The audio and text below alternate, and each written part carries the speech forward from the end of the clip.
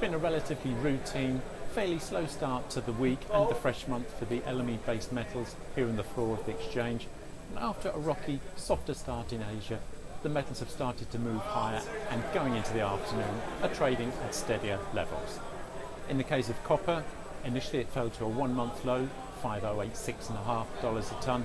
Since then it's moved back to around about $5120 a tonne, slightly steadier on the day. Aluminium holding below $1,500 a tonne, but equally it's holding above the lows that were set last week, which were the cheapest since June 2009.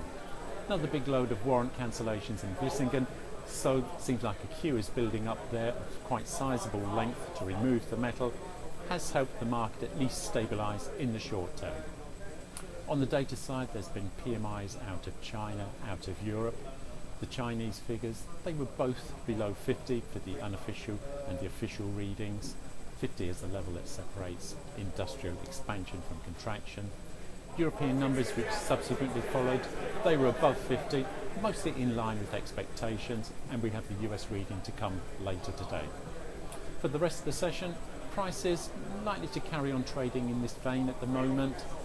The overall direction for the base metals complex is for lower numbers, but it will be interrupted with days of covering, technical reactions and some profit-taking purchases, and that's probably what we're going to see for the rest of this session.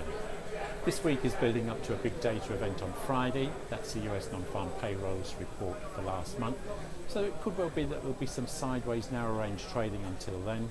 For the base metals, also on Wednesday, November traded operation declarations take place. So, in the short term, looks fairly comfortable at the moment, but not really going to move too much, certainly on the upside and maybe not on the downside. This is Martin Hayes of FastMarkets on the floor of the LME.